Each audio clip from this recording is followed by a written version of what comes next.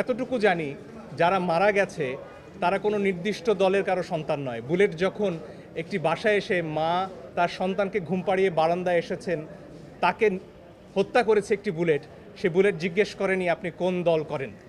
এটা এটা আমার জায়গা থেকে বলা কঠিন, কিন্তু আমি যতদূর দেখেছি এর আগে কিন্তু বিশেষ করে ইলেকট্রনিক মিডিয়াতে এই যে 200 মানুষ মারা গেছেন কিংবা সরকারি হিসেবে সেটা 150, আজকে অ্যামনেস্টি ইন্টারন্যাশনাল পরিষ্কার বিবৃতি দিয়ে বলেছে এখানে প্রয়োজনের অতিরিক্ত বল প্রয়োগ করা হয়েছে। এখানে AK-47 যে রাইফেল আপনার কালাশনিকভ নামে যেটাকে অনেকে চেনেন, সেই রাইফেল যেটা যুদ্ধাস্ত্র, সেটার ব্যবহারের কথা অ্যামনেস্টি ইন্টারন্যাশনাল বলছে। গুলি করা হয়েছে 3 বাহিনী, পুলিশ বাহিনী, র্যাব এবং সেনাবাহিনী, 3 বাহিনীর কথা উল্লেখ করে অ্যামনেস্টি ইন্টারন্যাশনাল বলছে যে গুলি চলেছে এবং অপ্রয়োজনে সাধারণ নাগরিকদের উপর গুলি চলেছে। এবং এটার ব্যাপারে কঠিন ভাষায় অ্যামনেস্টি বলেছে জাতিসংঘের মহাসচিব এ ব্যাপারে তার যে আশঙ্কা সেটার কথা জানিয়েছেন একটি বিবৃতিতে।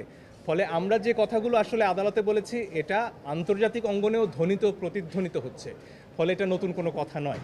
এবং তার প্রভাব আসলে আমাদের যে বাহিনীগুলো রয়েছে তাদের মধ্যে পড়েছে কিনা সেটা আমার পক্ষে বলা সম্ভব নয়, কিন্তু এবং আমার মনে হয় আমাদের বিভিন্ন বাহিনী, সেনাবাহিনী, পুলিশ বাহিনী, র্যাব, বিজিবি, তাদের সন্তানরা তো বাংলাদেশে রয়েছেন।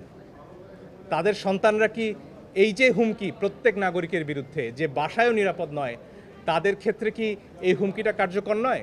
তাদের বিবেকেও কি আসলে এই প্রশ্নটা পৌঁছেনি যে পরের বুলেট কি আপনার সন্তানের দিকে যাবে না? একটা খুব চমৎকার ছবি দেখছিলাম, সেখানে এক শিশুকে গুলি করছেন একজন পুলিশ এবং সেই শিশুটি জিজ্ঞেস করছে, বাবা ওটা কি তুমি? সে প্রশ্ন তো আমাদের সবাইকে করতে হবে। আমাদের কল্পনা চাকমার একটি উক্তি ঘুরে বেড়াচ্ছে, সেখানে বলা হচ্ছিল যে পাহাড়ে যে অত্যাচার করা হয় পরীক্ষামূলকভাবে, একসময় সেই নিপীড়ন নেমে আসে সমতলে। আমরা আর কতদিন অপেক্ষা করব যে আমার ঘরে গুলি আসা পর্যন্ত আমি চুপ থাকব? কারণ গুলি তো আমার পাশের বাড়িতে লেগেছে, আমার বাড়িতে লাগেনি। বোধহয় প্রশ্নটা সেখানে।